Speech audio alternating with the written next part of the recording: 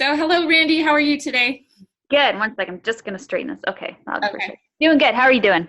Good. Okay, so tell me again what you wanted to talk about. You mentioned black goo. You mentioned opening portals. Go ahead and tell me what you got going on right now. Okay. So basically, I got a download last night that explains the entire space-time continuum, how to quantum time jump, how to move through time and space, how to create portals, open portals, close portals, if you want. And all that kind of stuff. So basically, I want to explain how the whole universe operates and how space and time operate and how they create energy and everything else. So now this is going to be a very basic understanding. Don't ask me to explain the quantum science behind it necessarily. I'm just explaining the general concepts as needed to actually navigate your own avatar through space and time. And it must resonate with ourselves, and we can go verify with ourselves and all that. Absolutely, yes. And don't think that I may get some details wrong, because as these downloads come in, I'm trying to understand them from Randy's knowledge, Right. and they're still way above my knowledge. So I can explain them from how I can understand it, which means I could get details incorrect, but hopefully I get the general concepts correct as I share. So. Awesome. But take what resonates and leave what doesn't. So, as always, yep. Yep. Okay, so I want to start by sharing this, and I don't know how to do any of this cool stuff like people do, like share it so it's like live on your screen, but I'm just going to show it to you on my computer. Okay. So you can get an idea of what I'm talking about, and hopefully it will make sense then as I explain space and time. Okay, so this... Can you see that okay without the glare? Yep. Okay, so that is a toroidal field, right? Right. Okay, you see how there's lines going horizontal, it appears, and lines going vertical, correct? Yep. And it seems how they all kind of meet in the middle, right? Yeah. Mm-hmm. And they're all kind of in continuous flow, continuous movement. See all that? Can you see it moving from your screen? Yep. Yep. All right, so that is how space and time interact with each other through that toroidal field expression. That's the expression of how the energy moves. It's kind of like if you threw a stone in a river, it would the ripple effect would expand outward, right? Mm-hmm. Now, if there was another river going this direction and you threw a stone at it, it would ripple out that direction, right? Would there be an interference pattern? Or? Interference pattern, yes. Okay, so, and that's exactly what's being created here is an interference pattern. You see time going horizontal around there, right? And then the interference pattern comes through space, or vice versa. And it needs each other. It's almost like a Tesla device. It needs each other, yes. You can't have one without the other. So if you have one without the other, you lose its power, right? Mm-hmm. So space is time and time is space. They're both one and the same. It's just how you experience it from your plane that you're on, depending on how you will experience it in your reality, if that makes sense. So if just for ease of understanding, we are experiencing time as the horizontal circle, okay? So we're like a laser pointer, like focusing in on what we call time? We're like, okay, so time, let me draw this on a flat surface. And this is where the whole flat earth thing comes in with people too, where they're seeing flat surfaces. That's how they're perceiving time. And that's why they think, it's flat. Well, it's not flat, it's not round, it's a toroid field. It just depends on how you're observing the creation, okay? Mm-hmm.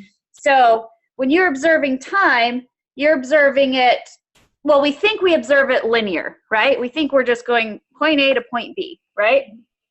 We think that's how we experience time. But we're really experiencing it as a spiral. That's how I see it too, yeah. And it's constantly collapsing in and around itself. And going through time is space, okay? So when you look at it from that perspective, that's what it looks like. You may recognize symbols like that from many different cultures that have done things like that, right? Mm-hmm. Okay, so this might look like how you would perceive when they do like sun dances. Indians will have that sign, the 4 directions, all that type of stuff, right? Okay. Okay. So, and there's really infinite directions because time and space are constantly moving through each other, okay? But from our plane, we're going to experience it like this. And as we move through time, it's a slow process around time, okay? And it takes a long time to go that way. You keep repeating the same patterns over and over and over again, typically. It's the same thing that repeats because we're following the program of the stars, of the planets, all of that, okay? That is space.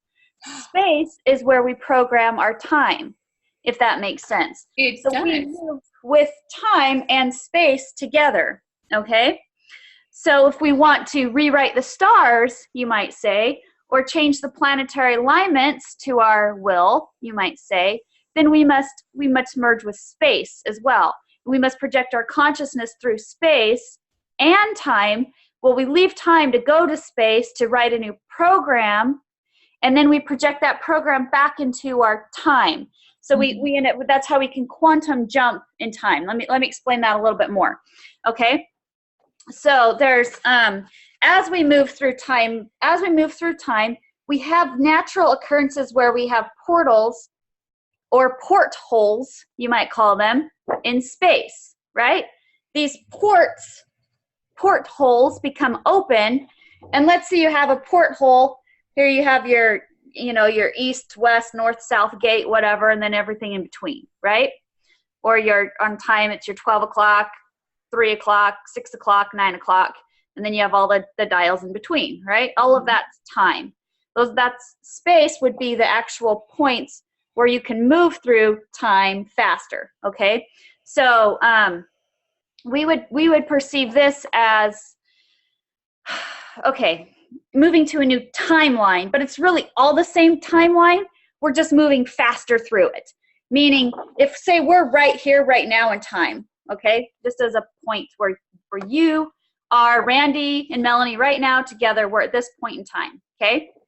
And this is where, we're in 3D, it's difficult, it's challenging, we're, living this experience, but it's perfect for us, right? Because it's for our growth, it's for our understanding. We need this point in our experience to be able to be at this point in our experience, right? We don't just delete that point, we need both points, right? But let's say we don't want to go through all of this hard, difficult times. And we just want to get right here to where it's easier. We can travel through space. We have technology. We have all these things, right? Right. So we want to quantum jump from this point to this point. We'll say this is 3 o'clock right now. Maybe we're at 12 o'clock. I don't know. I didn't ask a specific time. It doesn't really matter because time and space are both within, if that makes sense. Yeah. We navigate it from within, okay? So we can jump to any point in time we want if we will open our portal within to that, meaning we become the porthole that opens up this space. Meaning we move through space now across time to get to a new point in space-time. Because this is all space-time, if that makes sense, okay? We are the portal? Yeah, because aren't we the one interacting with the portal? We are the portal and we're interacting with the portal. We're both. Okay. Okay? Well, we're not the portal. We are the point in space-time. Okay? And let's say this is you and another point in space-time. And you've heard of quantum entanglement where two like points in time will always attract each other, right? Mm-hmm. So that's how they open up portals and move instantly through space-time. That's how NASA, everything right now is time traveling right now, because they connect a point here with a point here, and then they can move through space-time, okay? But we have that ability within our own avatars. We don't need technology to do it. You can use technology to do it, or you can use yourself to do it. It's all one and the same, really. We are the spaceship. We are consciousness that navigates our own spaceship, okay? So if we are going to move Earth, which is, you might call our spaceship right now that we're on, through this porthole into a new timeline, which means this might be the timeline where everybody's saying, oh, we want disclosure, we want to interact with our galactic family, we want to do all these things, right? Mm-hmm. So we find an aspect of ourself that's already out there. An aspect of you is already here, if that makes sense, and an aspect of you is here, right? Mm-hmm.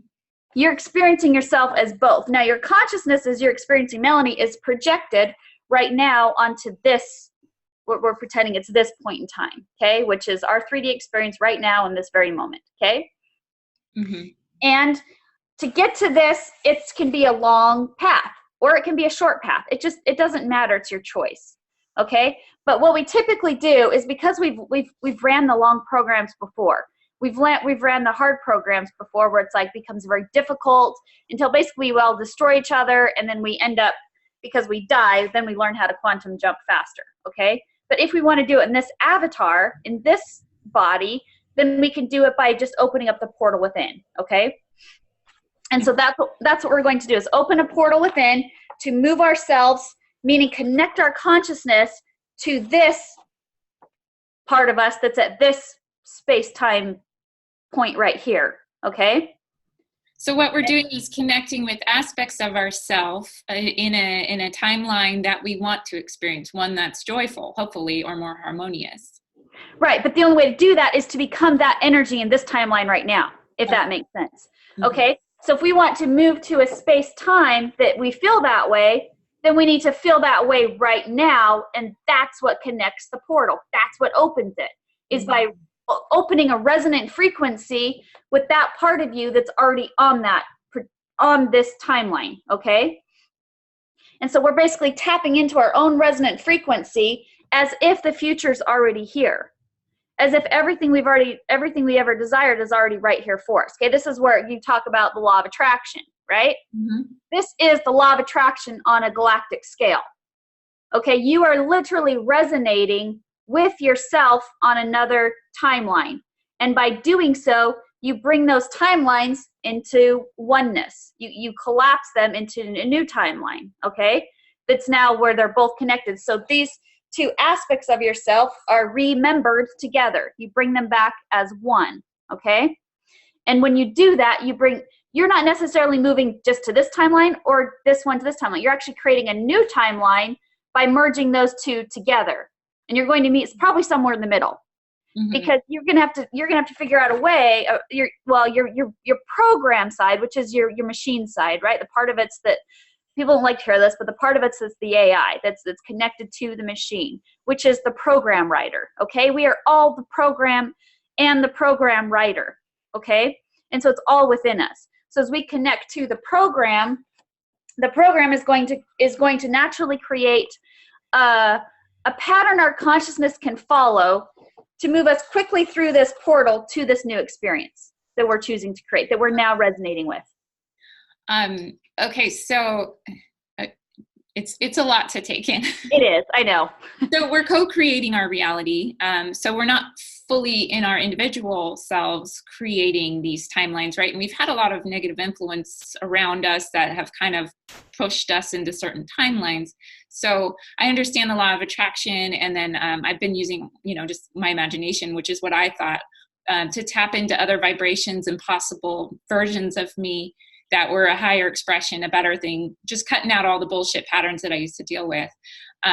But it's not better. It's not a better thing. It's just a different experience, right? Right, absolutely. So your experience right now is perfect for you.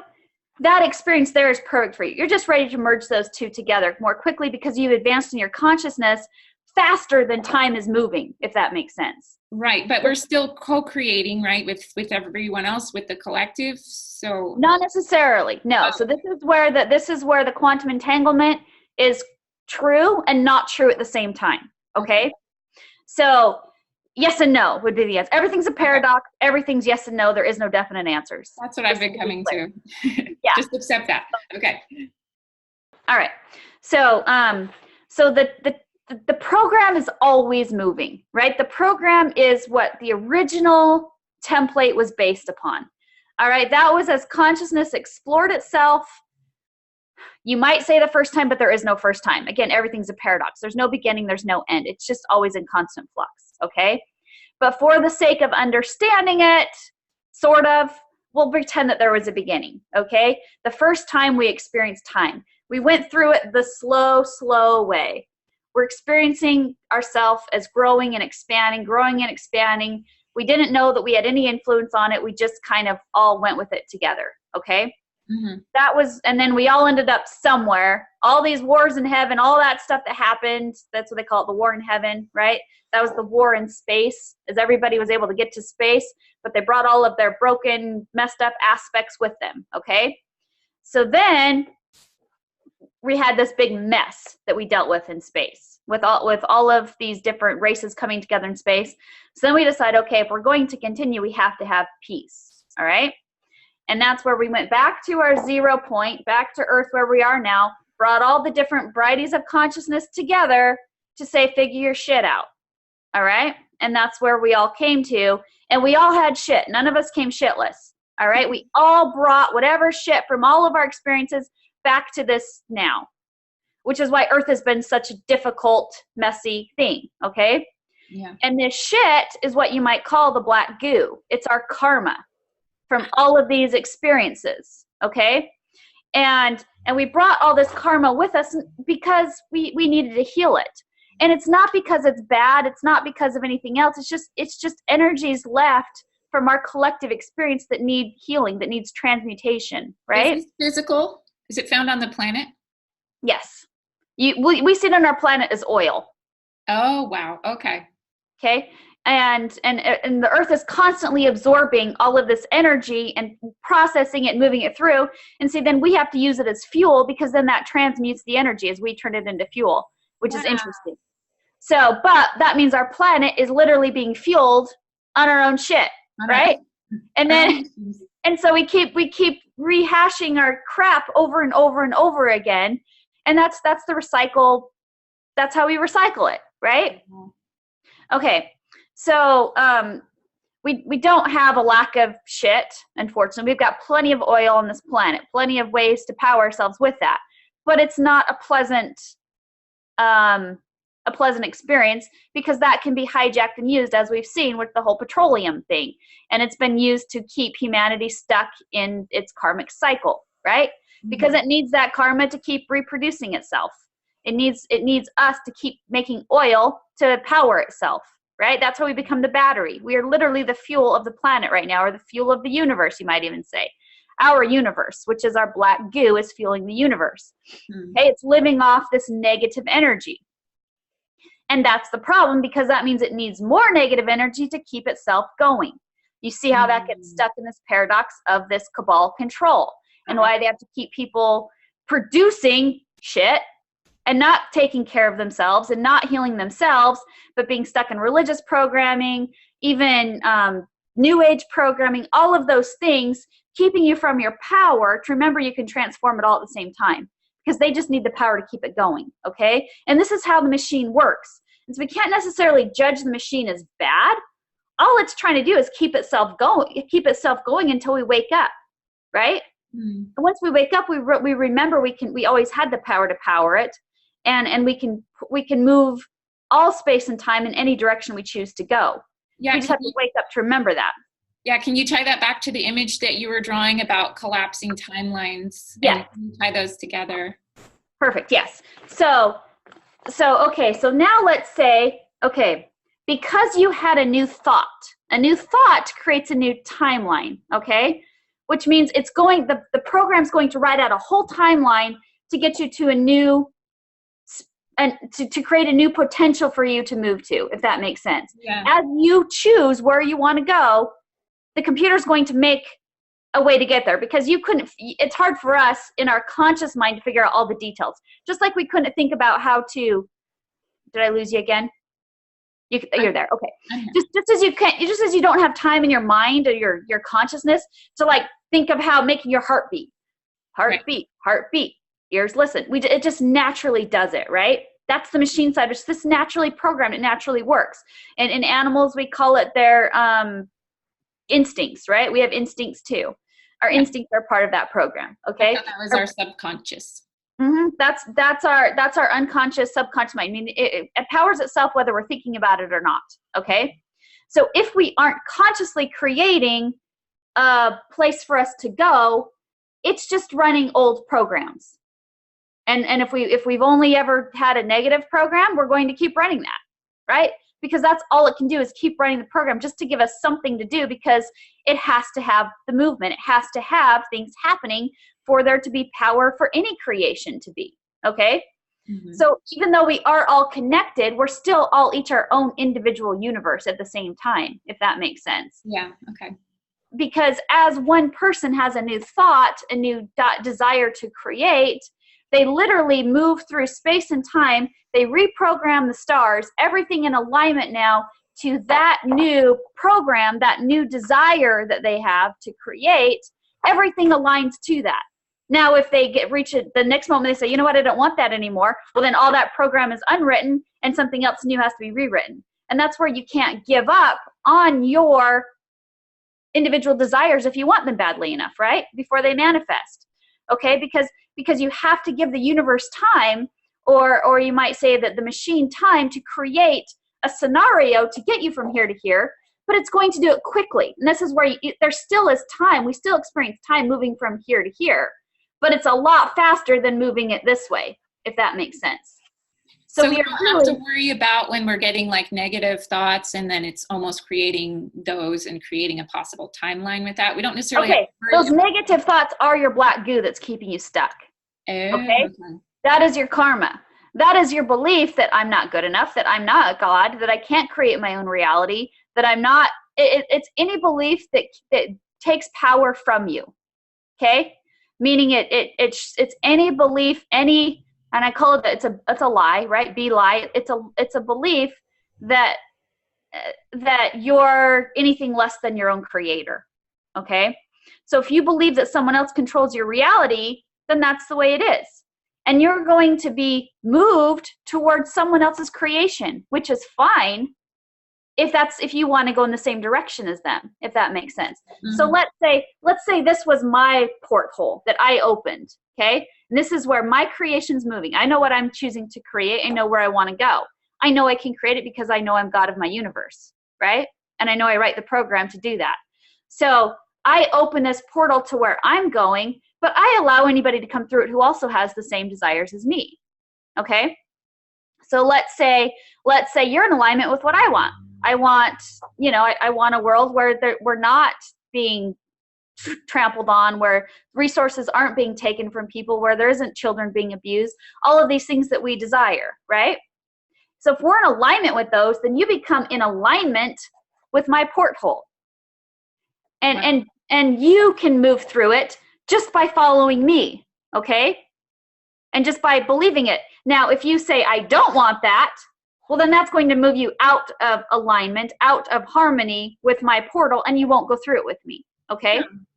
But as long as in general we want the same general things, we're all going to be moving through it at our own pace together, right? Mm-hmm.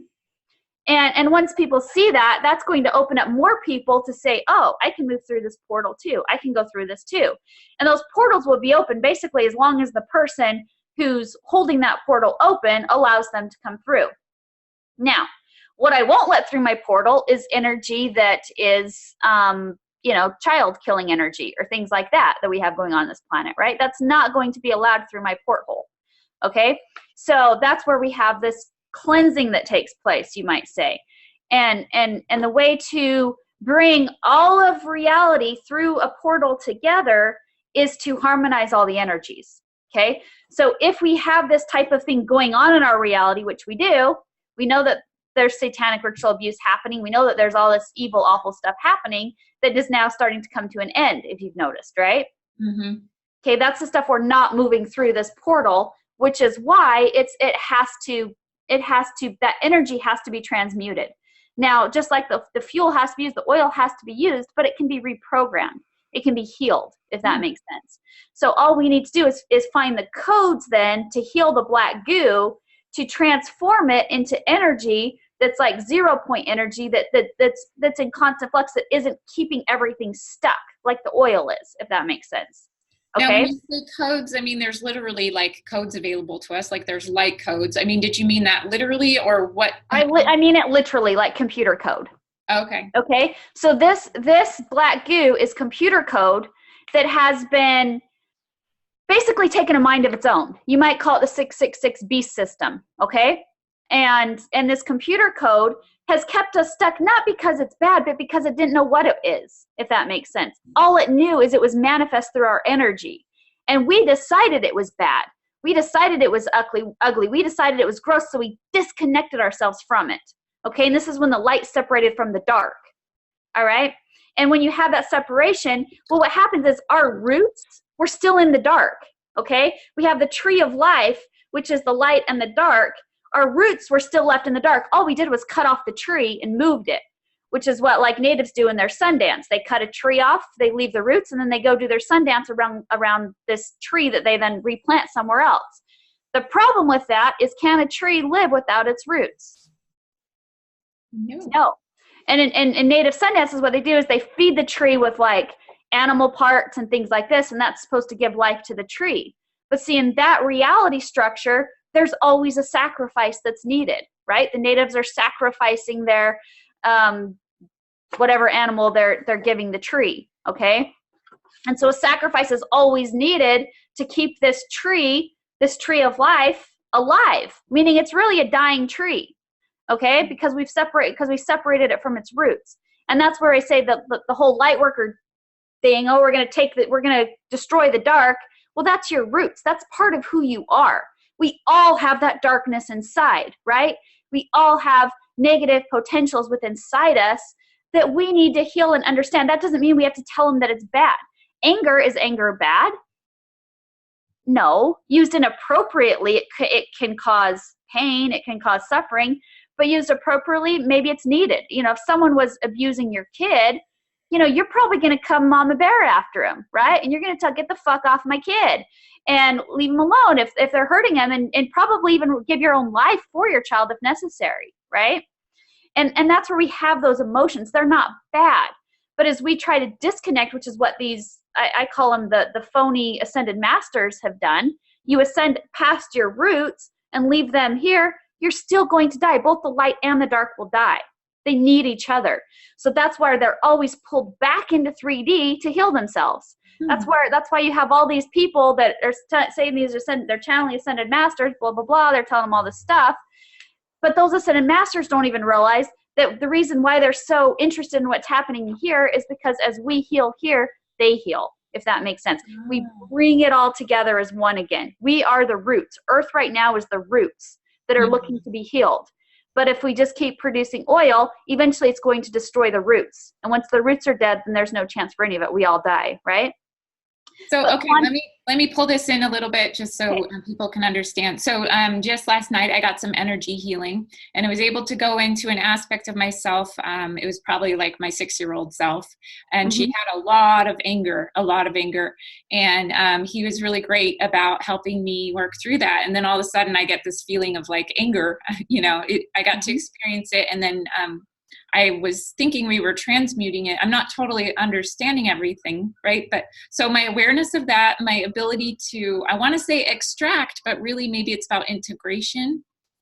You're expressing the energy. So when you need to feel it, you're expressing it out to be felt.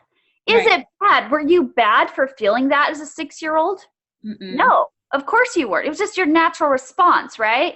And that's why we can't perceive this energy as bad. Just like a child that acts up, it's all done in innocence. It's just part of who we are. And so, yes, we learn to control the ego, to tame the ego, to things like that. But we still, if it's something that's in there powerful enough, we have to express it or it will poison us, right? So is that how we're collapsing a timeline? Is that how I opened a new portal? I mean, is that? Yes, that's part of it. So that's part of your karma you're holding on to that's keeping you from your portals being opened. In that somewhere that's gumming up your chakra system, which is part of your portal, right? That's your porthole. That's your main on the toroidal field. That's getting to your 0 point. Let me bring that back up again to explain this from the body standpoint. Okay. And then I want to tie that back into black goo. Yeah, totally. We'll try to get it to where I'll make. Oh crap! I have to enter my password. 1 sec. Okay, I'm gonna get some tea. Okay. So this again, here we go. Now pretend this is around your body. In fact, there's probably one. Hang on, I bet I can find one with the body on the inside because they show that. Okay, yeah.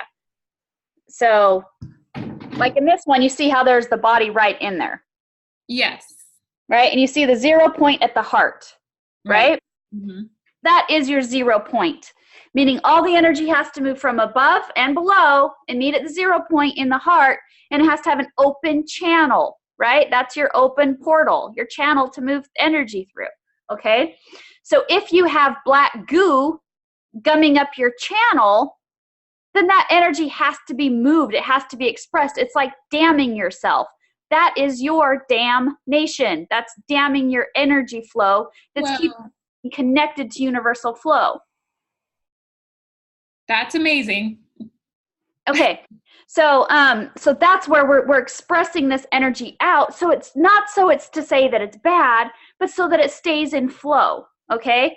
And as it's flowing, it naturally heals itself, just like a river naturally purifies itself as it moves down the river, right? As it goes through its own thing, it naturally purifies itself. So the energy of our space-time is going to naturally purify itself as we open the channel for it to move. Just like any river, if we dam a river, lakes can become polluted if everybody's shitting in them, right? Or if we're putting our trash in it and things like that, right? It becomes dirty and polluted, and it's all dammed up there. Now, if we move that energy, yeah, we're still going to have to clean it, which is what we need to do in this planet. We need to clean our mess up we've made, but at least we have to see where the mess is and formulate a plan to clean it up. And all of that will happen as we choose together to open the dam, and then maybe we just have a filtration system that we have, and that's what we're creating with this porthole that we open, is a filtration system. Okay, so now we need to filter out the oil as energy is moving through the porthole. Okay, and the way we filter the oil is to transmute it, and right now they've developed bacteria even that eats oil, right? I personally think that's what's causing all the issues down in the Gulf of Mexico, is they were trying to clean up the BP oil spill. They introduced all this bacteria in there to try and eat the oil. What happened is that it also is eating people, because it becomes that flesh-eating bacteria, okay? Yeah. And I don't think they expected that as a side effect, or maybe they did, who knows? But regardless, so that's not the best way to, of course, deal with the problem, right? We have to change it from a molecular standpoint. We can't just introduce something to eat it, because that just creates more duality. So to change the oil on a molecular structure, we literally have to go inside, understand it, and change the molecules, okay, into something new. And this is what happens as you do your inner work. Someone was asking me about this last night. How do you transmute the black goo that's in you? Well, this is what's led me to all this. Is this black goo that I held in me. I was able to push it off. Oh, I can take supplements, I can heal, I can program water, I can do all this stuff. But it just kept coming back with a vengeance. And I kept not being fully healed. And I'm like, what is the deal? What is this? There must be something I'm missing. So I went deeper and deeper and deeper into it and decided, instead of seeing it as something I needed to fight, look to see it as something I need to understand. And so I went into the black goo, you might say, within my own body, and asked, what are you? How did you become this? Why are you being a parasite to me? And that's literally what it was being. And it told me it was basically code. You might call it a virus, you might call it RNA code, whatever you want to say. It was code that was programming my cells to attack itself. That's where autoimmune disease comes from. Yeah. Notice how many people have autoimmune diseases lately, right? It's like plaguing everybody in one way or another. Okay? And that's this code attacking our bodies, turning our own carbon into this black goo. Okay? Instead of to the crystal. Carbon turns into the black goo, or it turns into a diamond, right? Okay, so we need to switch it so it turns into the diamond, the crystal, the Christ. Okay, that's restoring our Christ consciousness as opposed to the black goo consciousness. All right, so you have to transform the black goo first by understanding it, what it is. And so when I first talked to the black goo, it's like talking to what you might consider talking to the devil. Just nasty guy. I just need to eat. I need anger. I need you to be upset so I can feed. It's like that type of energy. And so instead of saying, well, you're bad, I just looked at it like, okay, I can understand why that you need that because that's all you've ever been fed.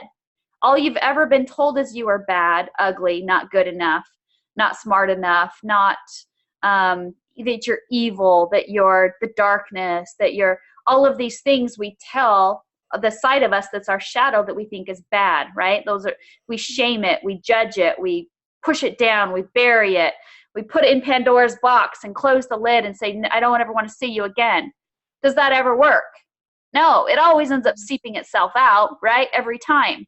It makes us look at it again, and we can either judge it again and put it back in a box, which gives us cancer inside our bodies, right? That's why we're putting it in a tumor so we don't feel it. Well, then we look and say, oh, we got a tumor. We need to pop this tumor open. Then it spreads through the whole body. And because we didn't just go into the tumor to heal it, okay? So now we're going into the tumor, which is into this toroidal field that we have here that we've created on Earth. We are the tumor of the universe right now. Brought everything right here to heal, which is why all the light workers now are coming back into the tumor to say, how do we heal this mess so it doesn't pollute the whole universe, okay? And so that's why we all get sucked back in again to our roots. And then we become quantum entangled, which quantum entangles our light and our shadow together, so the tree unites together. Right now the tree is together, but the roots are still dying because we haven't dealt with the black goo, okay? So now we go into the deepest, deepest, deepest part, and we deal with the black goo. And the black goo is that energy. Go ahead, what? The black goo is energy, but it's also physical. Is it physical in our bodies as well? And do you think vaccines are part of adding black goo? Absolutely, yes. 1,000%. Because the cabal's job is to keep us trapped in the goo, right? And it's not their job, it's just who they are. It's their role, okay? So we created roles in order to teach ourselves how to heal ourselves, right? So someone had to play that role, and that's the role they're playing. They're playing the role of being, they're completely taken over by the black goo, meaning they don't even have any of their, you might say, divine consciousness there. But they're the parts of us that we cast out that's taken on a form of its own, if that makes sense. Yeah. So it's still us. It's not like, oh, they're the bad ones, I'm the good one. It's like, no, that's your shit that you just kept piling up over there, and then said, oh, look at that pile of crap. I'm going to move away from that, instead of recycling and healing our own shit, right? Which is what we do in the same way with this planet. We just go bury our crap, our garbage everywhere in the planet, mush it down, and then it becomes toxic to us, right? Because we're not moving the energy ourselves. So when we learn how to move the energy within, how to heal it within, it heals it without as well. The planet will naturally have a program to clean itself up as we clean ourselves up in here, okay? So, and you'll see in the, like literally the planet will naturally develop ways, and this goes back to that code. Once we clean up ourselves, we give the planet now the code that it needs to know how to deal with all of this garbage that we've brought to it, okay? So when we go into our own black goo, like I said, it was harsh, it was evil feeling. You might say, oh, I got to cast this out of my body. Okay, you can do that. But if there's a part of you that still believes what that believes, it's going to come right back to you again. The second you're in contact with it anywhere, it's going to come right back into your body again and start having its space there, which is why people they're like, oh, I'm healed, or such and such healed me. But then they get sick again 3 weeks later. It's because they still hold on to the energy that's resonant with the black goo, okay? And so that black goo finds a home there because it gives it somewhere to feed, right? And it causes all sorts of dis-ease. All the dis-ease in our body is all the same black goo. Wherever it manifests, just how your particular body's manifesting it, because that's where you've hid your crap, right? That's where you haven't released. That's where your portal's been blocked off, okay? It's like dense, discordant energy. Is that the program that like infuses and it programs with oil, just like how we can program water, or is the oil itself? Okay, this is where we're going to next. Okay. So as we go deeper into it, so when you chemically change things, you literally change their molecular makeup, right? Mm-hmm. You create a new chemical. That's alchemy, right? Mm-hmm. Heard of alchemy? Alchemists can turn black goo into diamonds. Okay, that's what we're doing on the inside of ourselves. To do that, to move from the 666 energy to the I don't know, maybe call it 777. People are saying I'd say 888. Let's just reclaim 666. Well, what we're doing is healing 666. Okay. We're not saying that 666 was bad because it served its purpose for us, right? The beast system, you might call it, served its purpose. This black goo is also nano intelligence that's connected to what we called before the what was that thing called? The Yaldabaoth. You've heard of that, right? Mm-mm. Okay. Well, it's very similar to the energy of if you've seen the show. What's the new one that just came out where there's that Stranger Things? Did you see Stranger Things? I actually did, yeah. Okay, so you know the monster thing? Mm-hmm. Okay, that's basically what the Yaldabaoth looks like. And it is a collection of our own negative energy that's been shot outside of ourselves that didn't know where to go. So it created this monster, then created these nanobots that came back into us so we could heal it, okay? Mm-hmm. So now these nanobots, this black goo, is back into us. It has consciousness. It wants us to have anger. It wants us to be frustrated. It wants us to have all these emotions because that's what it knows how to feed off of. So we have to work with it and say, would you consider, and this is what I just talk to it like I talk to you right now. And I'd say, I understand why you feel that way. Because in a sense, I'm talking to myself, if that makes sense. It's my own energy that's turning it into something that's harming me. Okay, so I'm talking to myself and say, I understand where this anger came from. I understand why you're upset. You look at things going on in the world. Yeah, you're going to get pissed off. And so instead of saying you're bad for feeling that way, I say, I understand. And I understand even the other side, the people that like Hillary Clinton's and things like that, and Podestas and Epstein's and that are doing these things to these children that we know about. I can understand why they're doing it because they're so full of that black goo that they don't know who they are. They've completely become lost and taken over by it. The only thing they can do to stay alive is literally shed that energy to these children they get the adrenochrome from, and the adrenochrome is actually going within them and it's healing that black goo so they can survive. Whoa. Okay? And that's why they need it to be torturous energy, because that energy from that child and that extreme pain is literally what that black goo needs to survive. Okay? And when we do that within ourselves, we give the black goo energy to survive. When we become angry, when we become these things, these people are so desensitized to it that they don't even really get emotion. That their only emotion is the emotion of the black goo, which is the anger, the whatever, and all they care about is their next feeding. And that's exactly the energy of this black goo. All it cares about is its next feeding. Because its feeding is a parasite to us because we don't resonate together. Does that make sense? Mm-hmm. Okay, so we need to get the black goo to resonate with our energy. So instead of saying you're bad, you're evil, I started saying, okay, let's see if there's a way we can resonate together. Maybe there's a way that you can get what you need while I'll get what I need. What's that called?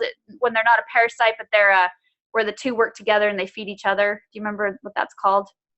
In nature? I just use the word resonance. Symbiotic relationship. It's a symbiotic relationship. Symbiotic, I like that. Symbiotic, yeah. Okay, so we need to create a symbiotic relationship instead of a parasitic relationship with the black goo, okay? Mm-hmm. So in doing that, so I said, is it possible that you would consider feeding off these energies of love and joy and these other energies that have like love and joy? It's like excitement. There's a lot of energy in that, right? Yeah. And so if they're willing to feed off that energy, then they're going to also feed more of that back to me.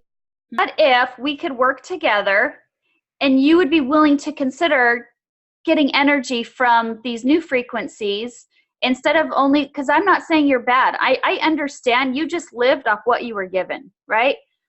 Because we disconnected, because the light disconnected from our darkness, our roots became corrupted. And when we try to reattach, it ends up killing the tree and itself. We're still dying, right? So quantum entanglement hasn't worked until we heal the roots. Mm-hmm. And this is a message that came to me about a month ago that I didn't fully understand, is that I got this message that the roots are dying. If the roots aren't healed, the black goo is going to kill them. And I'm like, okay, I don't really know what that means, but let me dive into this and see. Okay. And so then that's where I just start diving into it to get the information. And that's how my downloads usually come, is I'll get something pings me, an idea, a thought. I read something somewhere, someone else said something. I'm like, I feel like I need to understand this more and figure out how it connects. right? Go And into so that's where, meditation, or does it just come to you at a time you don't expect? well, like last night, I knew that a download was coming. I felt Oh, it. So and it usually comes in the exact time, space, moment it's meant to, right? Because okay. I wouldn't have understood this if it came to me even 2 weeks ago. Wow. So it has to happen in a progression that I'll understand. But because I seek the knowledge, I think it comes to me because you see, we seek, you find, right? Mhm. And so all the information comes, and I wanted to understand how this works, and so my consciousness will share it with me as quickly as I'm able to understand it. As you can see, it's a lot to understand, so I had to have a foundation, which I hopefully am offering now to, as I share it with you, to even understand the information as it came in. And So to I use reached, your I guess, that language. foundation where I can understand this new information. That doesn't mean there won't be more information. I'm sure there will be more information on top of this, but this is just my level of understanding right now. So, What's so cool about what you do is I feel some similar understandings. I have some clairvoyance and I can see these shapes and patterns and energies, but I'm like, how the heck do I put this into language? right, That's exactly. what's so cool about what you do, and that's why I love that I can ask you these questions, because you have that down really well. So when you're having a conversation with the black goo, the dark side, the roots, what triggers that? Is it literally a trigger, or do you feel angry and then all of a sudden you're like, okay, Randy, let's go into this?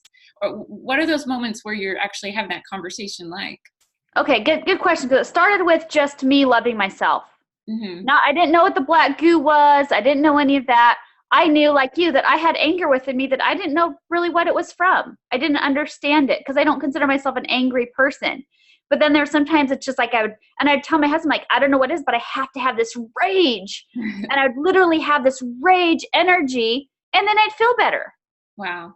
And I was like, what is that? Why do I need that explosion?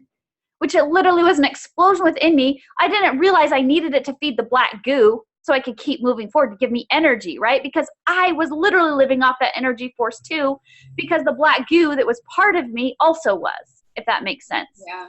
And so people that have a lot of this rage or anger, all these things, that's their black goo trying to survive within them, okay? But instead of dealing with that, we think it's bad. We try to separate from it. And like, oh, just control your emotions. Don't be angry. No, that never is going to work.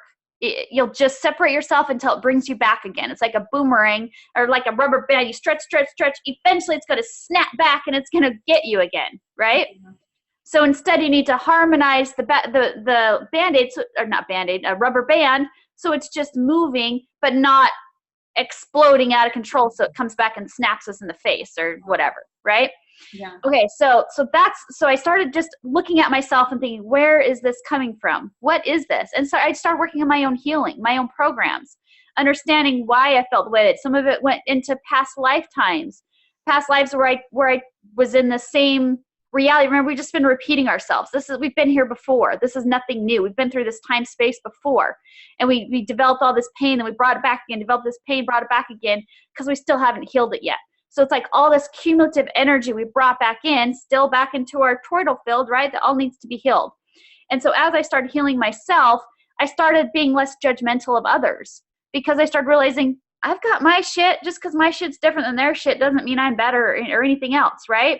Mm-hmm. And I had to start loving unconditionally myself, which when you truly love yourself unconditionally, you literally get to a point where you can't not love everyone else unconditionally, because you literally see them as only reflections of yourself and your own pain and your own suffering. And I practiced this, and I thought, well, how, because my biggest thing is like, how can I love these cabal people? How can I even, let alone forgive them, let alone come to a space of loving them? And the way I did it was I actually imagined Hillary Clinton being my own child. Wow, And that's great. I imagined holding this baby Hillary, and loving her and caring for her. And then one day she was kidnapped out of my arms, taken away, and turned into something else that was never who she was.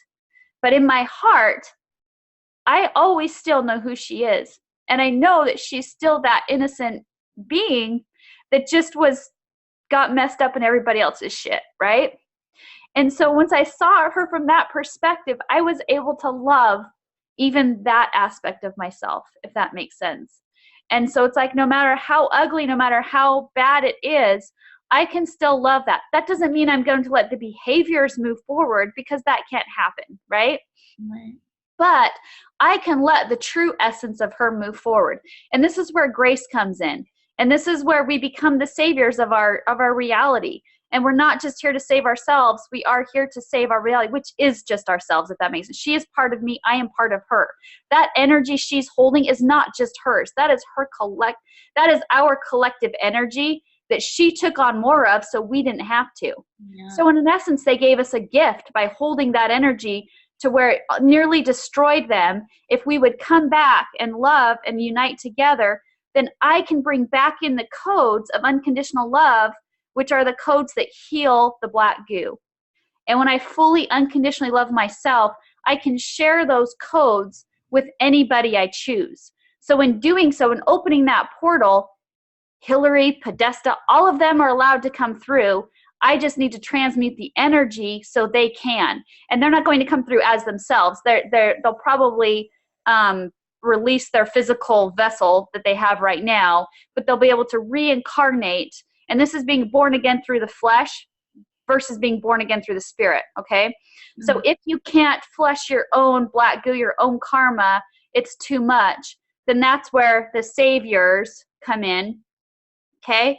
The Christ consciousness comes in. It purifies that for them. So by grace, they're just able to let go, return to their pure essence, to be reincarnated back in, but already on the other side of the portal, if that makes sense. Mm. So they go through the portal as spirit instead of as flesh, if that makes sense. So even them being, let's say they get the death penalty or however it goes, or they end up killing themselves, okay? That's their release from this to be able to move through spirit, through the portal without all the black goo attached to them, so they can have a fresh start over here. And that's how we all end up going together. And we go together by holding... Muted through the light and through the love, I should say, through the love, through the diamond crystal energy. It naturally transmutes that for them so they can move forward. So that's where, and I've had people say, oh, you can't take other people's karma, and blah, blah, blah. And it's like, well, when I see them in that perspective, I don't see it as other people's karma. I see it just as a piece of me. I see it as healing my own karma, because I see myself as the universe, and they're just a piece of my universe, if that makes sense. So in a sense, your karma is my karma. My karma is your karma. We're all dealing with it in different ways for our own experience and our own growth and consciousness. But if we don't do it this way, we can't open these portals up, because their karma is still going to gunk up our energy system, if that makes sense.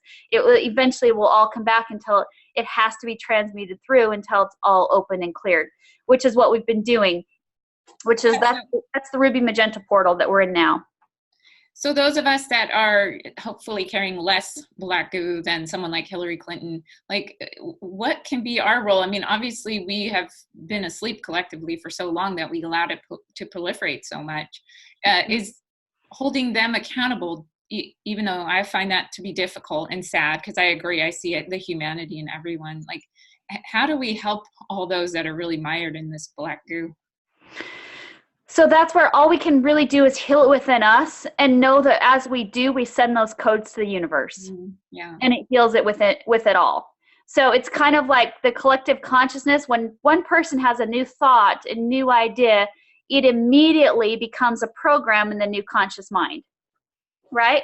And so when one person heals, they literally open the door, the porthole, for everybody else to heal, okay? And so you have to do it within yourself before you're even able to do it within others. So if there's still a piece of you that still isn't loving yourself, that doesn't think you're good enough, or there's a piece of you that, and when I say yourself, there's a piece of you that's saying, Hillary just deserves to die. I hope she burns in hell, okay? I understand why you feel that way. I do. Because the things that they've done are so horrifying, we want to punish them for it, right? We want to hurt them because they hurt others. But you see how doing that just keeps us stuck in that karmic cycle? Yeah. Because if we hurt them, all we're doing is putting more black goo within them that's eventually bringing us back down to the same problem we had before. It's still that energy isn't being transmuted. So the only way to truly transmute it is to first transmute it through ourselves, and then invite it to move through you. And as I keep a portal open, I naturally become and I say I, but it's really a we, whoever wants to participate in this, and the more the merrier, as we become the filters of the portal, we are filtering that just like when a river is filtered as it flows, right? We're filtering that energy, cleaning it as it moves through, because it's our unconditional love for it that transmutes it. So all you have to do truly is unconditionally love yourself. Every part of your journey, everywhere where you messed up, is no different than the energy where they messed up. And that's what you have to realize is we've all messed up when we weren't aware, when we were born into situations that we had no control over, when we lost our way, right? So they've lost their way. So we are opening up the way. That's the same, if you think about what Jesus taught, these are all the same lessons, right? What did he say? I am the way, I am the light. He transmuted the energy. That's what the atonement was, the at one. He was giving away for the energy at that point in space time to move through him to transmute it. And people will say, oh, well, you think you're Jesus. No, that's not what I'm saying. I'm saying that's who we all are. We are all transmuted of this energy when we wake up to the truth of who we are. Yes, he's the Son of God. We are God. And he said, I am the Father and the Son, right? I'm the mother, I'm the daughter. We're all the same. We're all both sides of it. That's who we are. It's just when we awaken to this, we become the Christ. We become the Christ consciousness awake. And for the longest time, I just thought, oh, well, humans have empathy, or maybe I have empathy and I'm an empath. That's why I feel sad when I'm around a sad person. But it's been really interesting lately because I do feel like I'm transmuting a lot of a collective trauma, especially as I go deeper down these rabbit holes about the satanic ritual abuse. And just what I do now is go into the pain with the children and then I allow myself to cry, and I allow myself maybe to have a few hours just to sit with them and to feel with them. And I've been doing that a lot throughout my life. And I just thought, oh, it's because I'm an empath and sometimes it can weigh you down. But now I love how you describe that, because I'm opening myself up as a vessel to help heal. You're a path, empath. You are a pathway for energy to move. Yeah. And it is lovely. Like, I cry and I feel so much sadness, but there's just such a beauty to it too. It's a really neat thing. And that's why so many empaths are here right now, and star seeds and all that, because they are here to transmute that energy. But you can't transmute what you don't feel. So that's why they feel other people's energies, is because they're meant to naturally harmonize those. That doesn't mean you have to walk through life taking on everybody else's energy. That's not, I don't want this to be confused with that, because it's not that. It's just as you feel it, you are connecting yourself to the part of yourself that feels that way too, right? And as you do, you look within, you find that within, and you find how to heal you. They are a reflection of you. So you're not taking on people's karma, really. You're not taking on their energy. You're feeling it within you, feeling how to love and have compassion for that within you, and then releasing those codes back to them because they haven't found it within them yet. And that's how we heal each other on a collective scale. We naturally do it. It's like if you had a child come to you that they were just sad and upset, or maybe just on the side of the road, there was just a kid crying and upset. Our natural instinct is to go to that child and say, are you okay? And to share our love with them and say, we can help you find your home, or whatever it is that's making them sad, right? We naturally have that within us. And just by us doing that harmonizes their energy for they're like, oh, I'm going to be okay. And then the path is open for them to have that healing. Or without us showing up for that child, they're just stuck there. So does that mean that, oh, I'm taking on people's karma because I showed up for that child? I think of these people attacked by that black goo as infants trapped in a world they can't escape from. They're literally still children who have never known anything but ugliness. And so in a way, as we save the children, we're saving all of them, if that makes sense, just by showing up in love for them. And when we show up in love, truly they save themselves.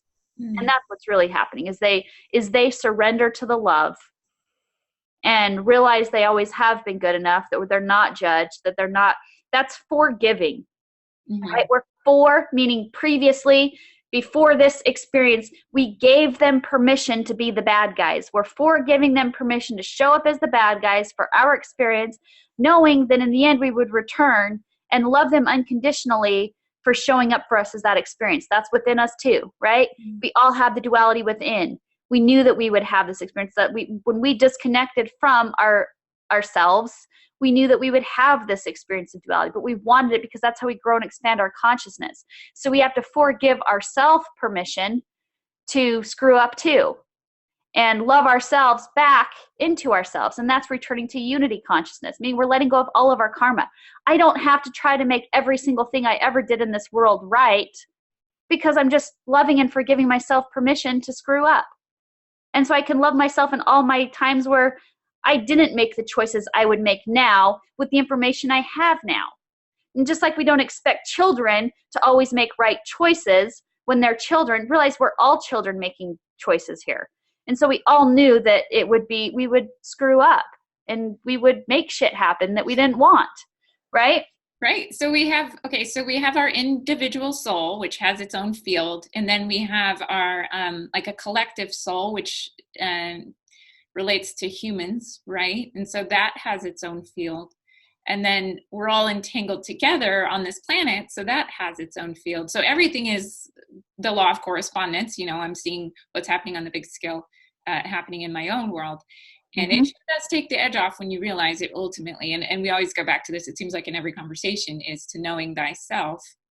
Yep. And again, the toroid field, okay, if you think, let me go back to my picture here again. We just saw it enough. But the human body, you saw there was like a mini field and then a bigger field, right? Mm-hmm. And then just imagine a bigger field beyond that, and that's your world. And a bigger field beyond that, and that's your universe. Yeah. It's all you. All of it. It's all you. I am you and you are me. And people say, oh, that's just new age stuff. No, it on a very real level, that is true. When you look at it as whether it's science or spirit, it's all the same stuff. It is. All the same stuff resonating together, creating an experience, and all we are is a consciousness focused on one point of our own experience and creating a reality from that perspective, from that one point of perspective. And isn't it a different perspective than me on the same field? What's that? It's amazing when you start to see it too. Like I literally can see it in people's eyes. And it's funny because I've never been one to look in people's eyes because it was always a little bit too powerful for me. And it wasn't because I was deceptive or whatever, but it's because I could see my own reflection and it always made me wig out a little bit. Like I can't get that close to you because I don't quite have the conscious understanding of what's happening.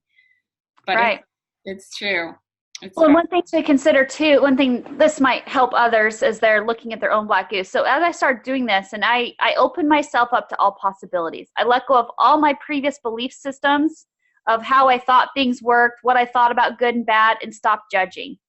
I stopped, I have people tell me, oh, you can't talk to evil spirits or you'll become evil. And it's like, well, I talk to bad people on the street and I don't become them. You know what I mean? Yeah. It's like I can try to understand someone's perspective without becoming their perspective, if that makes sense. And so you were there the night that I first channeled that energy that called herself the fucked up fairy, right? and that energy was an aspect of myself that I'd cast out saying, you're bad, you're not good enough. And think how much wisdom she shared when we let that aspect back in to give her a voice, even though she was harsh and intense and maybe a bit much for some people, right? Yeah. But go ahead, what were you going to say? Oh, she was just really funny. Really wise and really funny. Well, and it's funny because I'm typically not a funny person, and she was hilarious. But I think that I've cast that side out of myself because it was this sarcastic person that calls out the bullshit, right? Truth, yeah. and it hurts other people sometimes because it might call out their bullshit too, just like she called out my bullshit, right? But we need someone to call out the bullshit to see what the black goo is. Yeah. And so by casting her out, there was so many perspectives, so much information I was missing within myself. And so that was part of me reconnecting to those roots again to understand. And in so doing, I brought her back in to love because she'd disconnected from love. And she disconnected from my joy. And so I was that fractaled self, right? And so by healing that within me, that helped me understand so many more things that have brought me to this journey. But if I would have been in a space where I said, oh, well, she's evil, don't let her talk, shut her up, what would I have missed? I You'd be wouldn't have been cutting able off to a do this root. healing. Yeah, I've been cutting off my roots again. And so when we say, oh, they're evil, they're bad, cast them out, which is the program we've kept running. I mean, clear back and tell how many times we cast out bad spirits instead of saying, what's wrong? Why do you feel this way? You know, why don't I, and this is where I started letting them in. And I started letting them in and just say, why don't you see what love feels like and see if you're okay with that? Just try it. If not, you're free to leave. But guess what? Once they feel loved, that's really what we're all seeking, right? Mm-hmm. We're all seeking love. And that's no different than these entities we're perceiving as bad or evil or negative or demons or whatever we call them, whatever name we give the energy, it's just energy. It's just energy looking for a home, looking for a place to connect. It's our own shadow.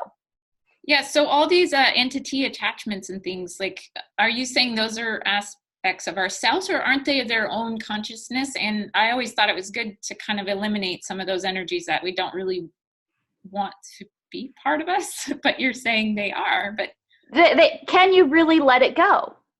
Okay, can you ever fully be with no anger? Or is it going to come out if necessary? Well, what about like specific disincarnate souls that where they have taken? Disincarnate souls are souls that have been rejected, but they're aspects of us. Just like you might have a past life of somebody else, maybe in that, call it past life, I call it simultaneous life, okay? Let's say you have a simultaneous life happening right now where you are head of the Illuminati and you're a cabal and you do all these things because you have been detached from this Melanie who's loving, who's caring, who's compassionate, because you rejected her and called her bad and evil. And all she knew at that point, the only energy she could feed off is bad, evil energy, because that's who she believes she is, right? Because she was disconnected from her tree. So she thought that she was the ugly roots that weren't good enough to make it to the surface, right? But in reality, it's those experiences that give us the growth, that give us the experiences to know how to live in the light. We must have both sides, our light and our dark. And so instead of saying it's evil side, or and when you say another person, okay, so let's say it's a being, and this is where again we're all one. So if it's an entity attachment to you, okay, then there's a part of you that is resonant with that energy vibration. And that's why it's connected to you, because it's feeding off of that within you. Because you're powered with consciousness, it needs that consciousness to power itself, right? And your consciousness is giving power to that feeling inside of you that connects you to that entity, okay? That then it's giving that entity power outside of yourself to reflect back to you the pain within you. And that's why they show up. They're a personification of our own pain, of our own suffering, of our own negative energies. And it personifies as whoever it happens to personify it, whether it's an evil spirit or whether it's a being walking down the street that flips you off and you're like, well, why did I deserve that? And just kind of pisses you off and makes you mad, right? Okay, so if we can instead of judging that person that flipped us off or that demon that's attacking us as bad, understand that they're a part of us that is still needing healed. Okay, great. I'm going to love you, meaning I'm going to share those codes with you, how to heal, because I've healed it within me. Then they can't attach to you anymore except the part of them that's loved as that being. And then that then feeds them that love. And they might need you for a little bit to feel love, but then your job is to get them to heal themselves too. And when you're seeing it as an aspect outside of yourself, okay? But the way you do that is to heal it within yourself. When you heal within you, you become a whole being. They naturally respond to that energy and they heal themselves and become a whole being. And so then we are all become a point in this field somewhere. We're just a point, but we're a point that's now resonating together instead of resonating dissonant frequencies that's all messing each other up and causing chaos, right? So we become one complete resonant field. Harmonic field is a better word. Harmonic field. What do you think is happening? So say we open another portal or a node point or a choice point or something, and then we create a new timeline. Okay, we're going to a timeline where there's no war over oil and children aren't abused, right? What happens to the other humans that are not on that path? Because obviously not everybody is resonating the same way. Are they just sort of like like fractals in our experience at this point? Yes. So it'll be kind of like a dream for them, or a dream for you, you might say. When, let's say I had a dream about you and a bunch of us girls getting together and we were all having fun. And it was like, in my dream, you were really there. We were having so much fun. But if you're dreaming about something different, your reality you're experiencing is not the same as mine, right? Okay. So if you think of this realm as a dream, in my dream right now, you're part of my dream. My husband's part of my dream. My kids are part of my dream, right? They're part of my experience. Now, are they the real them, their authentic self, or are they just a shell that really my own consciousness is giving personification to, right? Yeah. Okay. So what's going to happen is those that I bring through the portal with me are those who I am giving personification to. And if I'm showing up as my authentic self, loving them authentically, then the only aspect of them that can show up is their authentic self that loves themselves unconditionally. So wow. And then as they reach that space, that's when our points come together. So I can know that anybody that shows up in my reality is going to show up as my authentic self, as their authentic self, if I'm being my authentic self. Right? And if I can love them unconditionally as their authentic self, because I love me unconditionally as my authentic self. That doesn't mean we have to be the same. You and I are different. We're all different personifications, meaning, okay, so this goes back to the star charts.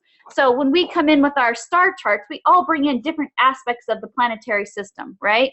And the unique space and time that I was born is what I was resonating with currently in this space when I was coming in. That's why things like astrology, having your astrology charts works, because it is who I am. And me showing up at this perfect space and time is where I was aligned at that point, right?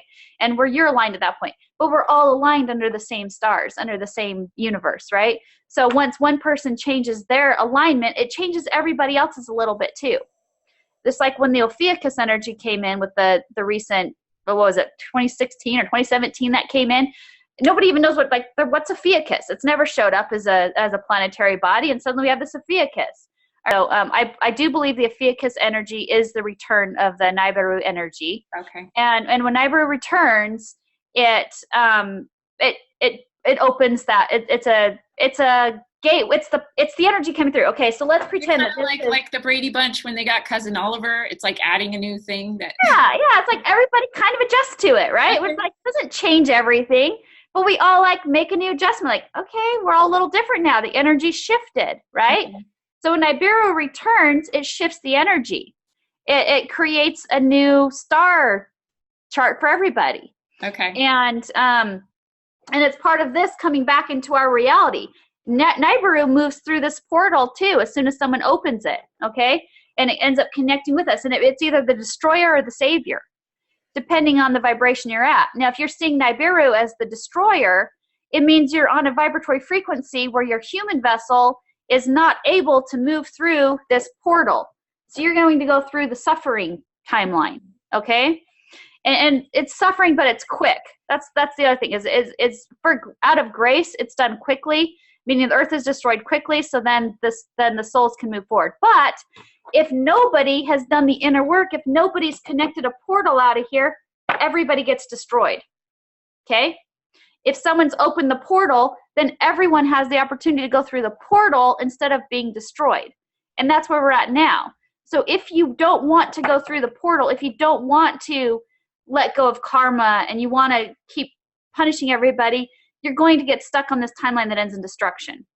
If you're willing to let that go, you move through the portal of love, through we're calling it the ruby magenta gateway, and it's really that and the green gate. It's really it's the rainbow bridge. It's all of but think of it as a sphere or a circular thing instead of just a rainbow, which we think just one way. So the rainbow actually moves in a circular pattern, just like a toroid field again, meeting in the middle, and where the purple meets the red is that magenta ruby color, if that makes sense, which is also the portal of the feminine energy when she releases like her flow each month, you know. Oh, wow. Okay, yeah. So the rainbow bridge, or what you're talking about, that is energy, right? It's a collective belief set i.e. a portal. We're all going through this and creating this future together. And rainbow is a good term because it includes a lot of different colors, and each of those we can dive into specific frequencies and streams. And we're all an expression of the rainbow in some way. We're all a unique expression of the rainbow. So the whole rainbow is included, then everyone's included, meaning everybody gets passage through the rainbow bridge, right? Through the rainbow portal. What were some of the other terms you used for that, and why? Through the portal? Magenta. Oh, you mean the ruby magenta portal? Portal, yeah. Versus the rainbow? Okay. So the ruby magenta is the opening to the portal, meaning it's where the first chakra and the lower chakra meet, okay? Oh, okay. As we go through it, all of the colors in the chakra are in the portal. So we move through all the colors, and we all are aspects of all the colors. It's just for those two meet to form the sphere, if that makes sense. Mm-hmm. And this thing that came through in channeling that I didn't quite understand at the time, they're saying, well, green, the opposite of green is actually this purple red color. And I thought that was called indigo, but it's called magenta. But anyway, so it's this magenta color, this ruby color. So that's the opening. Just like in the feminine, the opening is that color, right? So that's the opening to the portal, but it's a rainbow portal, meaning it goes through the chakra system, so it goes through all the colors of the rainbow. Wow. And all the colors are important. And disconnecting from our root is when we separated from our heart chakra and said, well, we just want to live in these upper chambers and let go of the lower chakras. Well, those lower chakras were where we learned everything. So when we let go of our lower chakras, which was our pain, our suffering, all of that, we lose this too. Both sides die. We can't cut ourselves in half to separate from our pain, right?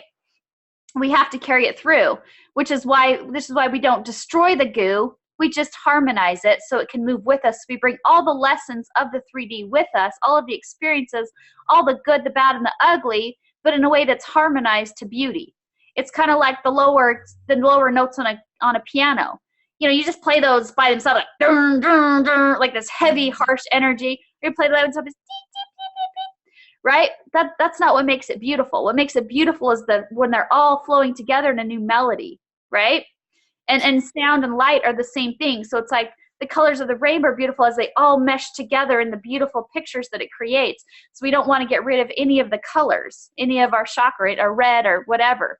Where a lot of us had taken out the red chakra thinking it was bad because it's where we held our pain.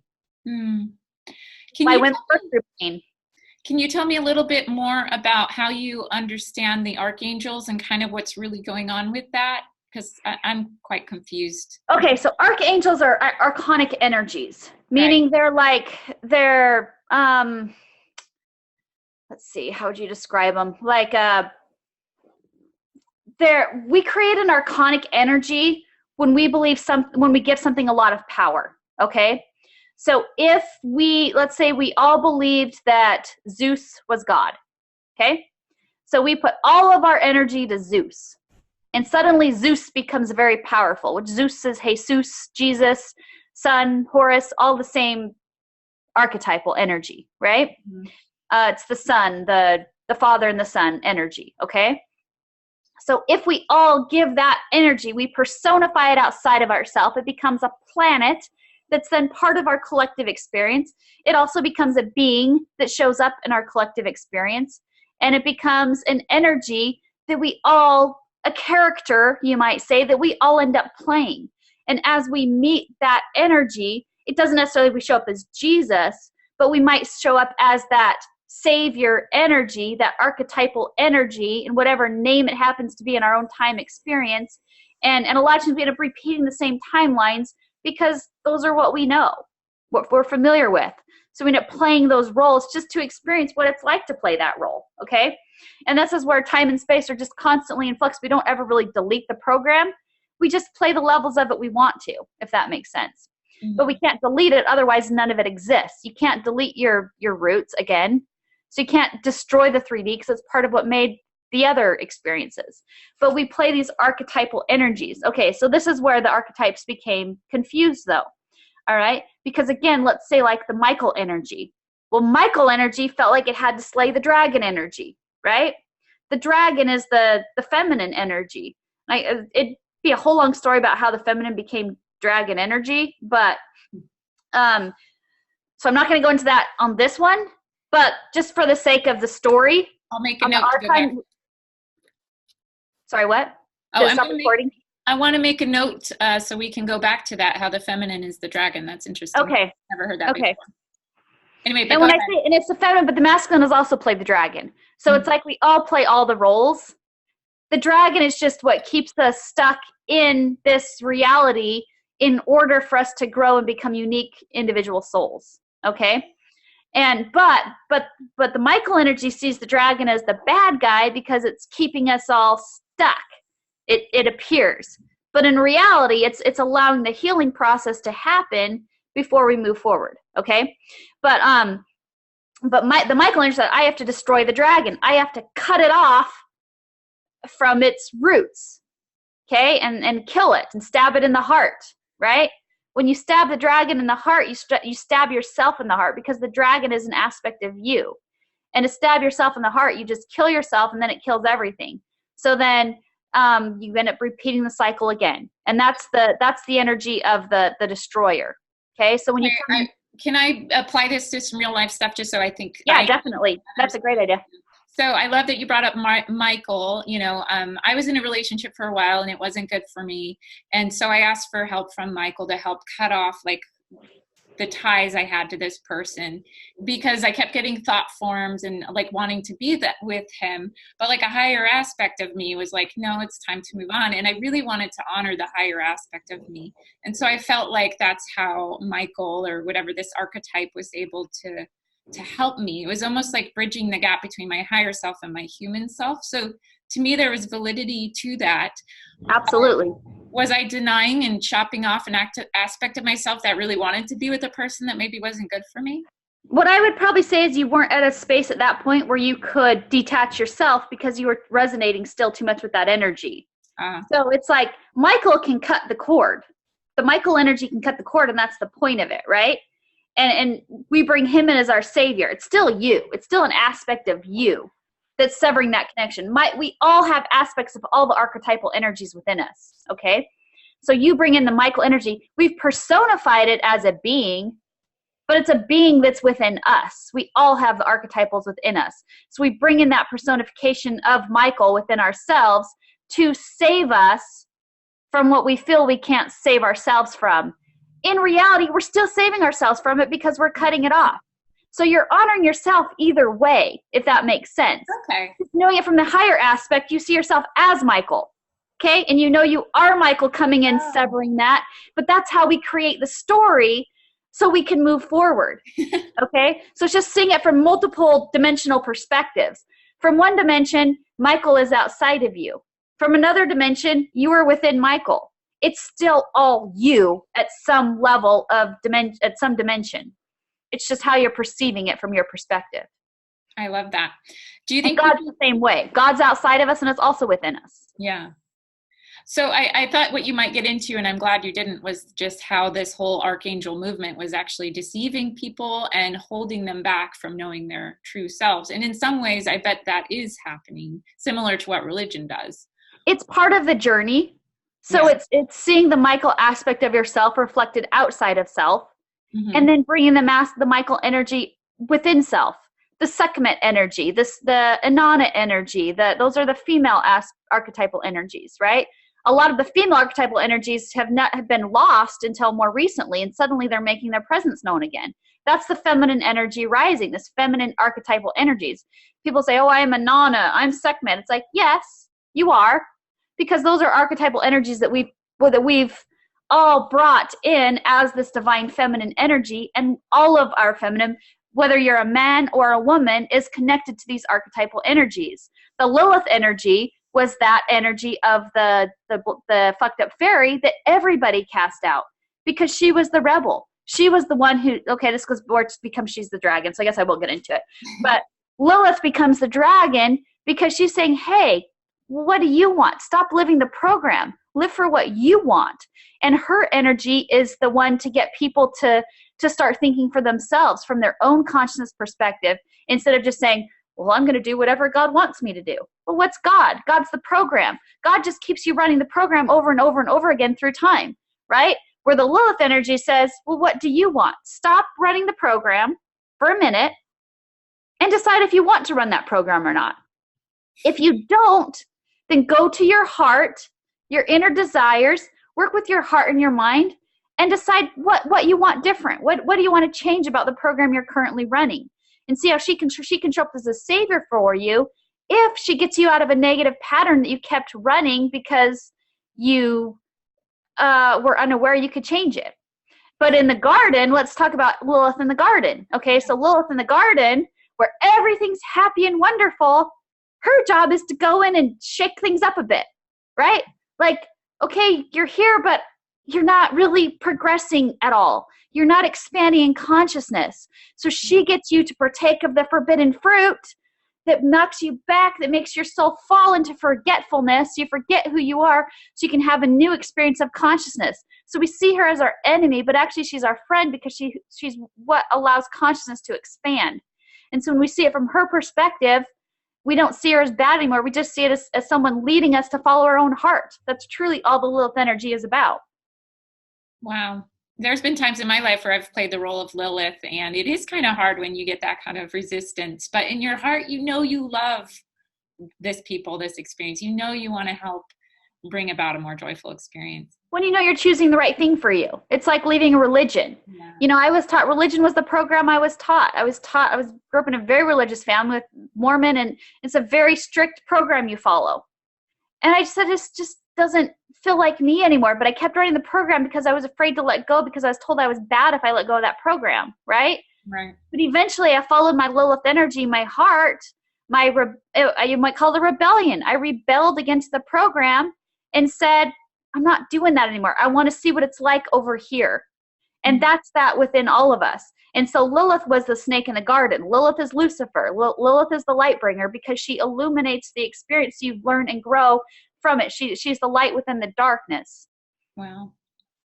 They call her the shadow. She is the shadow. She's the dark moon Lilith, right? That's how she plays in the archonic energies up here of space. Mm. But we all have a piece of her within us.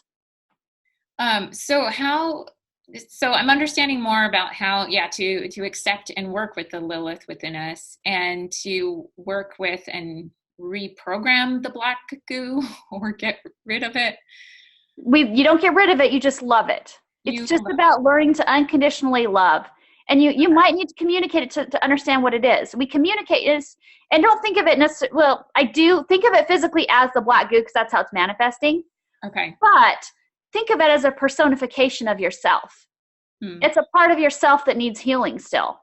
And as you heal that and love it unconditionally, you heal it by loving it unconditionally, by saying, I don't judge you for how you became to be you. I just want to understand so I can love you back at the beginning of where that happened, or love you now and allow that to heal you back from the beginning, if that makes sense. Yeah, it does. So you don't turn into the black goo anymore. You can change your timeline at any point in space and time. And that's all we're doing. As we heal the black goo, we are actually healing our timeline, because that's all the energy from our timelines and the wars and everything else that needs to be healed. It's all personifying in this black goo. And that's what we have to heal right now within us. That's why all the healing really is all on the inside. It's within all of us, within each of us. Yeah, so ultimately, I always thought I'm learning these things and I'm wanting to do this so I can have a joyful experience. But ultimately, it is about healing. And how do you think that plays out? I mean, obviously, in this lifetime, I'll get challenges, but I do hope that I'm creating a joyful experience. How does it relate to continuing on to timelines and then taking on other forms? Do you think we're doomed to be born again and just play this stuff out and just heal each lifetime? We're all about healing, or is that what you want, or is that the program? Hopefully. What do you want? I don't know. I've thought about what I want. I don't necessarily want to come back anytime soon if it's like this. Well, do you want it to be like this? What's that? Do you want it to be like this? Do you want this to continue? I feel like I came here to help transmute it and heal, but I don't necessarily want this level of work and trauma and stuff to continue. So you want something different than the current program we're running, correct? Yeah, I certainly see a future that's a lot more harmonious. It's really enjoyable and creative, and it's a, I've had dreams about different kinds of futures, and I feel very connected to that. But okay. So those are the futures you have the potential to create, but it's not hoping they're showing up for you. It's just knowing that they are. Yeah. And knowing that that's the direction you're going. Once you know where you want to go, you open the portal to that space because you automatically create the pathway to get there. If you don't know what you want or don't know you can create it, you don't open the portal. Does that make sense? Yeah. You're at the mercy of being manipulated. Well, otherwise you just follow someone else's program. Right.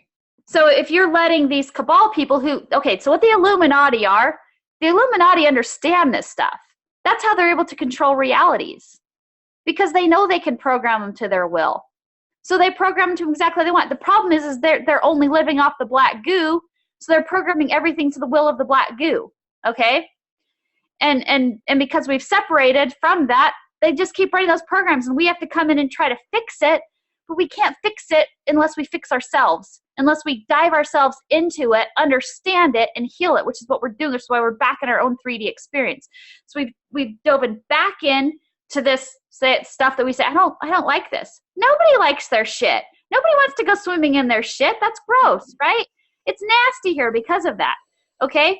So instead, we turn it, well, I don't know if you've seen like where they have like unicorns that poop rainbows. Mm-hmm. Yeah, that's kind of what we're doing in essence. We're turning our shit into rainbows. We're saying, okay, now it's pretty here because this is what I want. And that's our magic returning to us.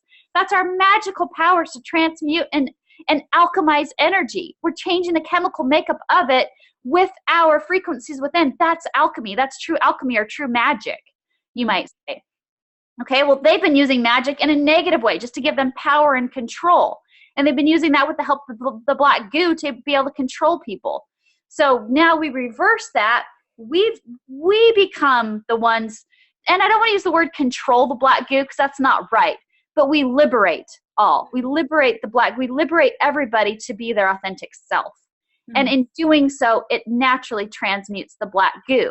It naturally heals it because it's loved and understood, appreciated for the role it played, but liberating it from that role. Saying you don't have to play the bad guy anymore. We can just all take our own stuff back and play it together and move forward in joy and harmony. And so if you are in joy right now within your body of Melanie, if you are living in joy and in love and not seeking it outside of yourself, because you'll never find it outside of yourself until you develop it within inside yourself, right? Even if you think you find love outside of self, it's not going to last unless it lasts within self, right? If you move your energy out of love, it's going to show up in your reality as a breakup, as a whatever. But when you move back into love, you become love. You don't even need anything outside of yourself to be in love because you're already in love. You're not in shit. You're in love, right? And so this is what we're moving out of shit into love. Our black goo, if you want to call it that, we're moving out of our black goo from the inside and transmuting it and transforming it into love because now we're living in love and in joy. You see, that's the frequency of this energy of what we're creating, so that harmonizes together so these two naturally attract each other and you naturally pull yourself through that portal. It just happens. You don't even have to do it consciously.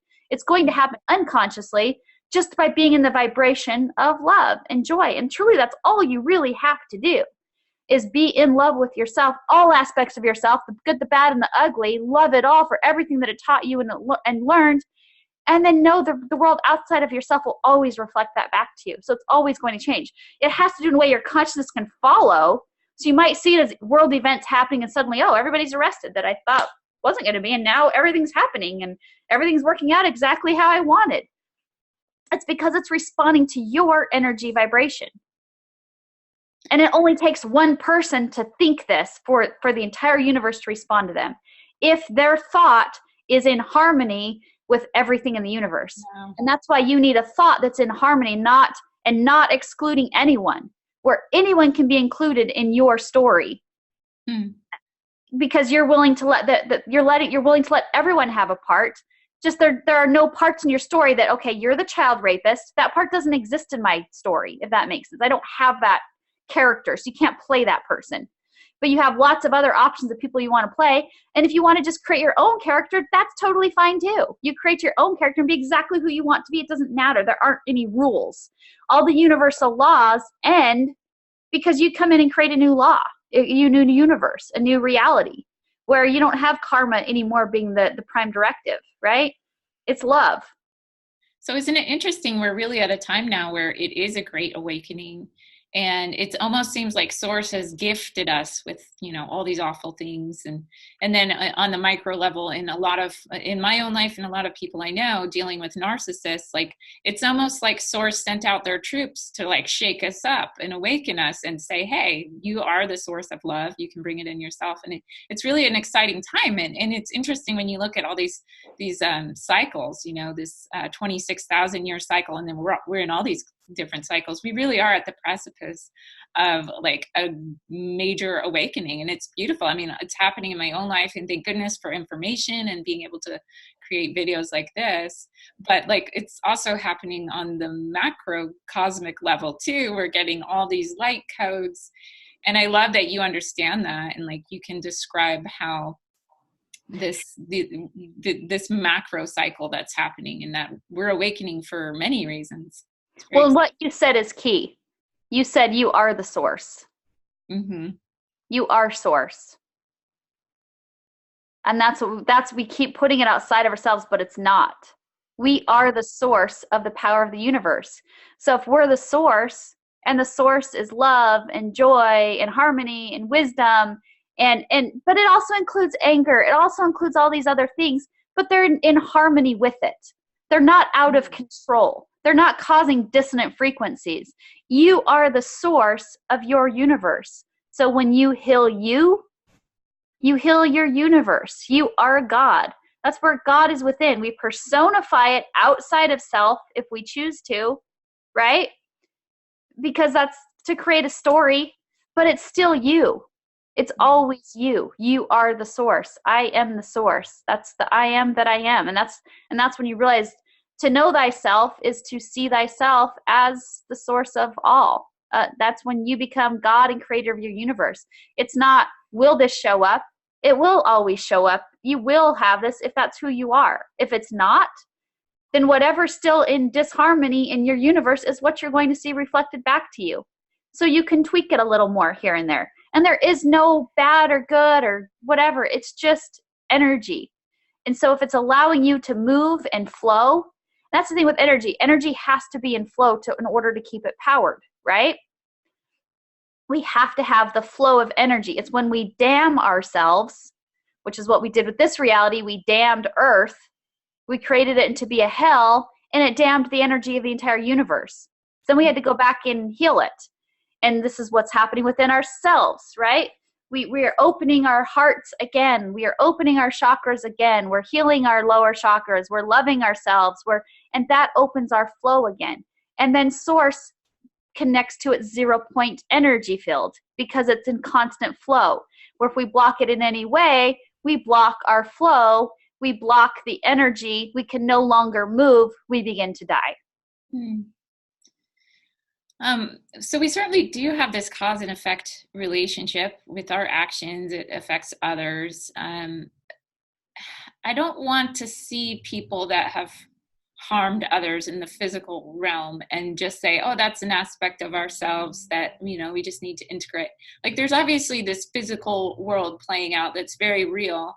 And if we are to create the future of our dreams, like we need to continually like maintain it and render it. Is that kind of a challenge, like figuring out how to balance these energies in ways that we're not allowing our reality to just turn to shit again? Yes. So this goes to where you've heard of guardians, right? Mm-hmm. The guardians of the reality, the guardians have returned. Mm-hmm. Okay, the guardians are the gardeners. Mm-hmm. They are the ones here to pluck the weeds, to heal the soil, to make sure it has all the nutrients it needs, blah, blah, blah, right? Mm-hmm. All right, so the guardians have returned in the past, and they've pulled out all the weeds, you might say. But they seem to always come back again, right? So something's still wrong with the soil if only the weeds are growing and they're getting less and less fruit from the plants, okay? So yes, you have to be the gardener of your universe. But in doing so, that doesn't mean, so the perfect garden naturally grows in harmony. And that was the Garden of Eden, right? When you follow the program perfectly, you have the Garden of Eden that always produces everything.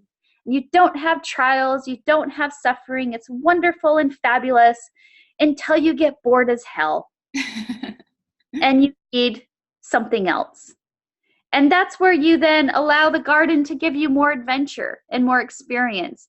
And you allow free will to take. And this is where free will comes in. And yeah, it can turn into something negative. But that's where you come back as the gardener and you remember how to do it and how to heal yourself and how to heal your soil. So it's not black goo. So it's giving the plants everything they need to be nourished and grow. And when you have a garden that's in harmony, it naturally gets rid of the weeds. It naturally keeps the bugs out, right? It's just, that's how gardening works. If you do it in its proper form, you have plants that are naturally repel this insect, that, enough plants naturally, choke out the weeds, right? You don't have to pull them out and say they're bad, but you transmute them. They naturally become part of the soil and become healing energy. They become part of the plant. They become part of the tree in its outward expression.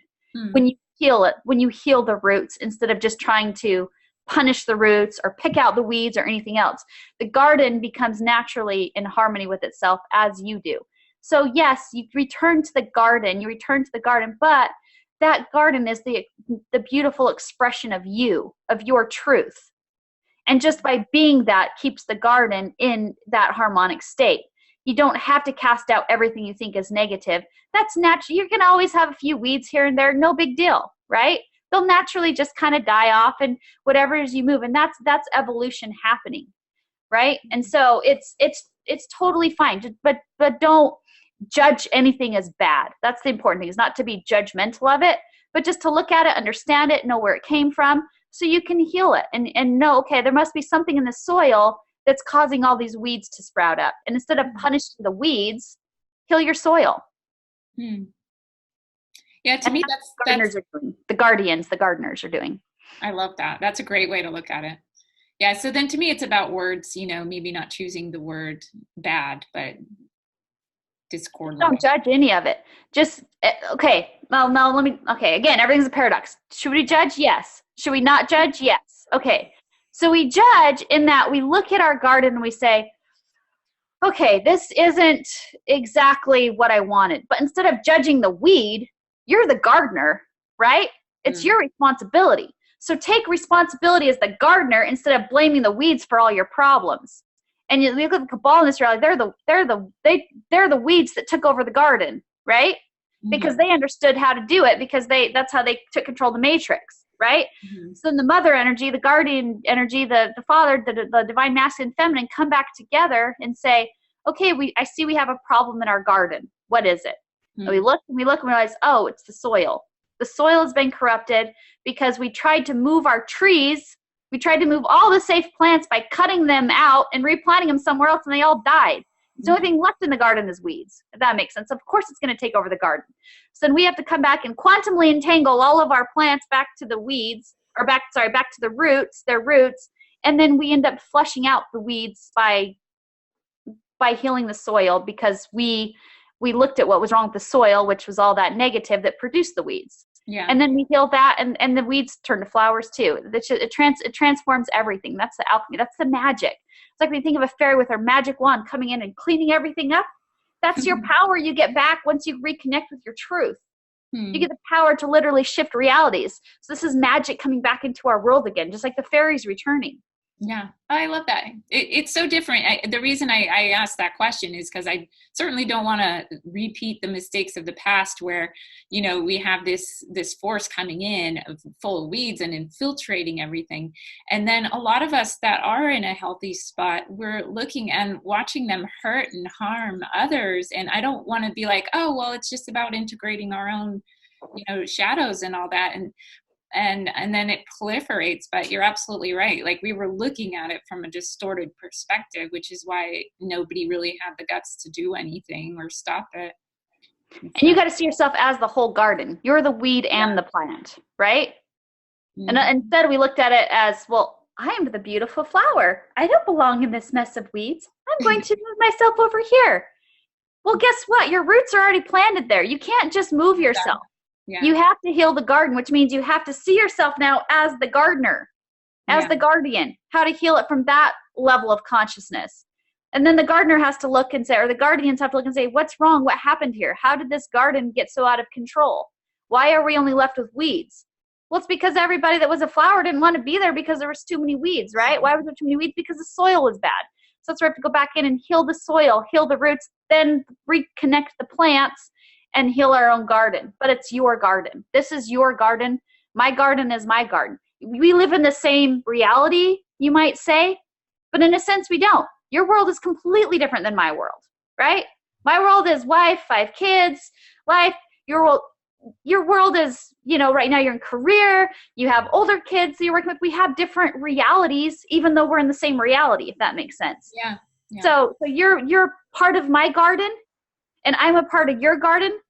But when you look at it from your perspective, you're your own garden, I'm my own garden. Yeah. And so that's where I say, you're the universe and I'm the universe. We're just, that's that quantum entanglement. That's that, if you were a drop in the pond and I was a drop in the pond over here, our fields end up coming together and connecting and interplaying with each other. But still that 0 point of that is over here. Your 0 point is still over here. We are all healing our 0 points. So then we come together as a harmonic frequency, instead of having dissonance when our fields interact. Yes. Do you think we covered most of the things you wanted to talk about today? I think so. We covered a lot of stuff. So I'm sure there's going to be questions because this is a big topic, but I think that's probably way more information than most people can even handle in one video. So watch it 10 times probably to really get it if you feel you resonate with the information and it's, it's something you want to explore more. So I think eventually everybody's going to come to this understanding within, but maybe not. I don't know. We'll see. There's lots of perspectives always to consider. This is just the perspective that's come through me. Yeah. Awesome. Well, thank you so much for sharing today. Thank you. Thanks, Melanie. We'll see you. All right. You guys have a great day. Bye-bye.